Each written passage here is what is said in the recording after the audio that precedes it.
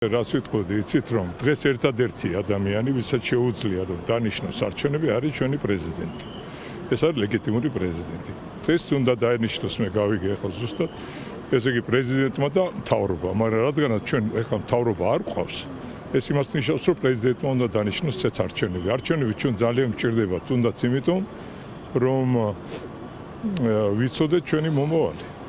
იმიტომ რომ და ნამდვილად მთავრობამ თქვა, საით მიდივართ, ევროპისკენ მიდივართ, თუ არა ევროპისკენ მიდივართ.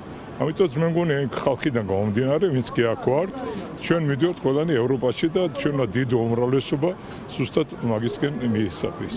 ისე რომ დღეს ეს 200 კაცი ვინც იყო მოსული, ცოტათი მეტი ყველანი დათვართ რომ ევროპისკენ წავიდეთ. ისე რომ ესეთ სიტუაცია. ხუმაროდ გაიხადეს უკვე თავი, ხო 200-300, ხანდახან 3000 ამბობენ, თუმცა ვხედავთ რომ გადაჭედილია ქუჩები, ყოველდღიურად გადაკეტილია ცენტრალური მოედნები, უამრავი მარში იმართება.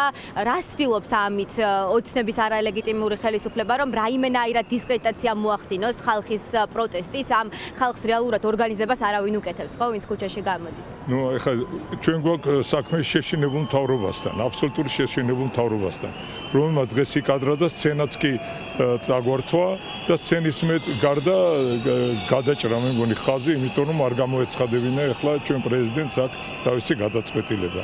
ამიტომაც რა უნდა ვთქვა ჩვენ, შეშინებული კარგი ერთი მხრიდან შეშინებულია, მეორე მხრიდან ცუდია, იმიტომ რომ შეშინებული ადამიანი შეიძლება რაღაც უბედურება ჩაატაროს. ამიტომ ჩვენ უნდა ვიყოთ ძალიან ფრთხილად, უნდა ვიყოთ ერთად, შეკრულები ერთად და გადავარჩენოთ ჩვენი ქვეყანა, გადავარჩენოთ იმ დიდ უბედურებას, რასაც ქვია ქართული ოცნება. ეს უნდა გავისტუმროთ სახში და იყვნენ და რა ვიცი, ახლა თუ სახში, ზოგიერთი სახში, ზოგიერთი პასუხისგებაში, ზოგიერთი საავადმყოფოში. საავადმყოფოში ვინ თქვენ ალბათ მიხვდით.